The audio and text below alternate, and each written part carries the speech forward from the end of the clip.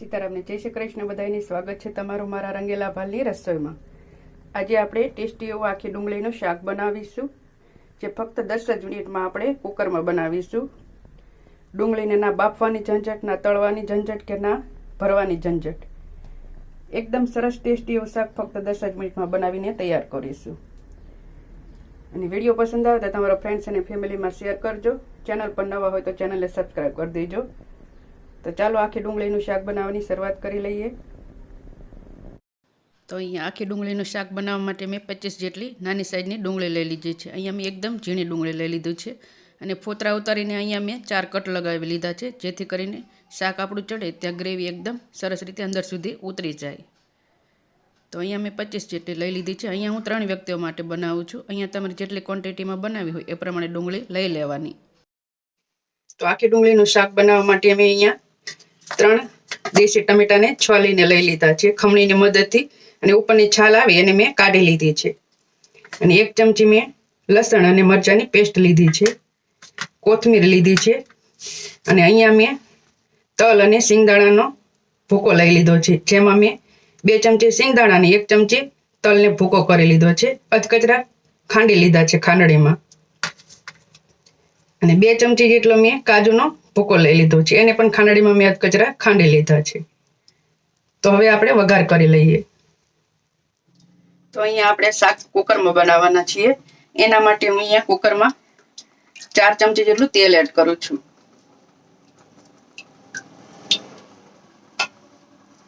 અહીંયા આપણે કુકરમાં બનાવશું, જેથી કરીને ઝડપી શાક બની જાય। તેલ આપણું થોડું ગરમ થાય એટલે એમાં આપણે અડધી ચમચી જેટલું આખું જીરું એડ કરીશું।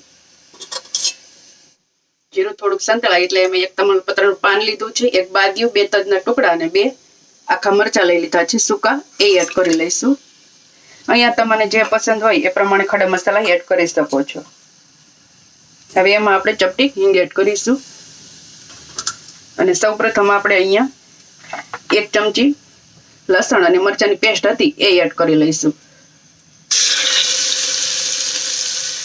અને અડધી મિનિટ માટે આપણે એને સાંતળી લઈશું, જેથી તેની કચાશ દૂર થઈ જાય।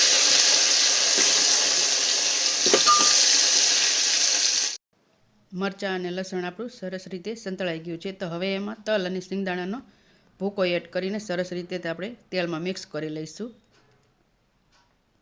અને મિક્સ કર્યા બાદ આપણે એની 1 થી 2 મિનિટ માટે આ રીતે હલાવીને સાંતળી લેવાનું છે, જેથી શાકનો સ્વાદ ખૂબ જ સરસ આવે, અને ગ્રેવી પણ આ રીતે એડ કરવાથી આપણી એકદમ ઘટ બનશે।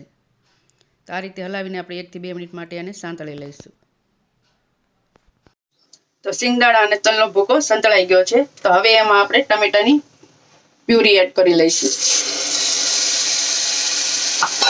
અને સરસ રીતે આપણે તેલમાં મિક્સ કરી લઈશું।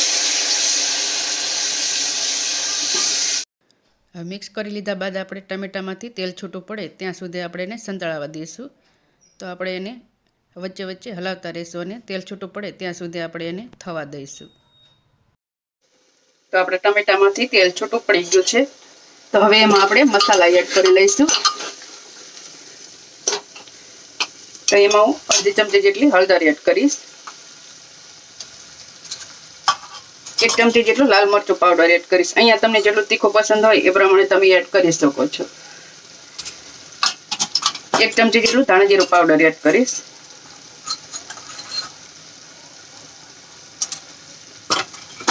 અને સ્વાદ મુજબ આપણે મીઠું એડ કરીશું।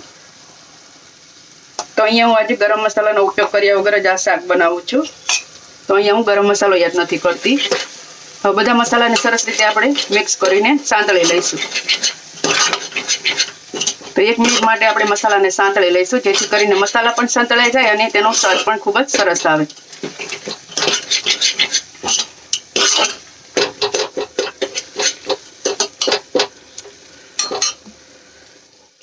તો મસાલા આપણે સરસ રીતે સંતળાઈ ગયા છે। તો હવે એમાં આપણે ડુંગળી એડ કરી લઈશું। ડુંગળી એડ કરીને આપણે એને સરસ રીતે ગ્રેવીમાં મિક્સ કરી લઈશું,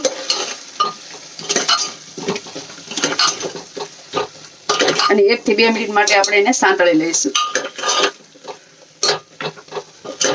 અને વચ્ચે વચ્ચે આ રીતે હલાવતા રહેવાનું, જેથી કરીને નીચે ગ્રેવી આપણી ચોંટવા ન લાગે। તો 2 મિનિટ માટે આપણે આ રીતે સાંતળી લઈશું। તો 2 મિનિટ જેટલો સમય થઈ ગયો છે અને ડુંગળી આપણી થોડીક સંતળાઈ ગઈ છે. તો હવે એમાં આપણે કાજુનો ભૂકો હતો એ એડ કરી લઈશું અને સરસ રીતે મિક્સ કરી લઈશું. અને મિક્સ કરી લીધા બાદ આપણે એમાં પાણી એડ કરવાનું છે. અહીંયા તમારે જેટલું ગ્રેવી રાખવી હોય એ પ્રમાણે પાણી એડ કરી લેવાનું.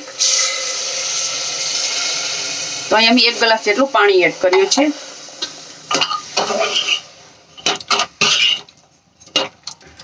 અને આપણી નાની ડુંગળી છે એટલે બહુ ચડતા વાર નહીં લાગે, તો આપણે 2 જ સીટી કરવાની છે, વધારે નથી ચડવાની.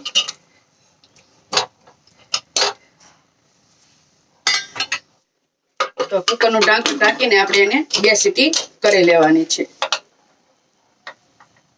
તો 2 સીટી થઈ ગઈ છે અને આપણે ખોલીને ચેક કરી લઈએ.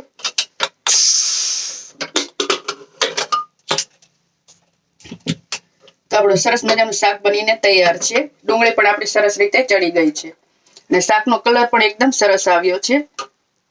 જોતા જ ખાવાનું મન થાય એવું આપણું ટેસ્ટી શાક બનીને તૈયાર છે. તો હવે એમાં આપણે કોથમીર એડ કરીશું. અહીંયા તમારે ખાંડનો ઉપયોગ કરવો હોય તો કરી શકો છો, પણ અહીંયા હું તીખું જ રાખવાની છું.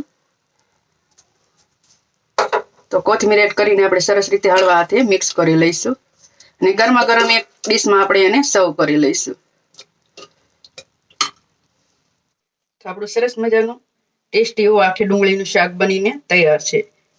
જોતા જ મોંમાં પાણી આવી જાય એવું આપણું શાક બનીને તૈયાર થયું છે.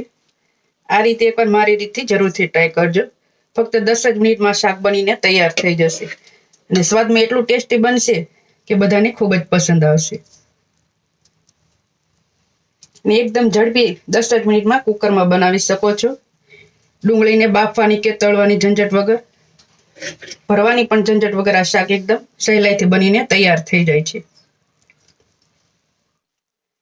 તો સરસ મજાનું આપણું શાક બનીને તૈયાર છે. આ રીતે મારી રીતથી એકવાર જરૂરથી ટ્રાય કરજો.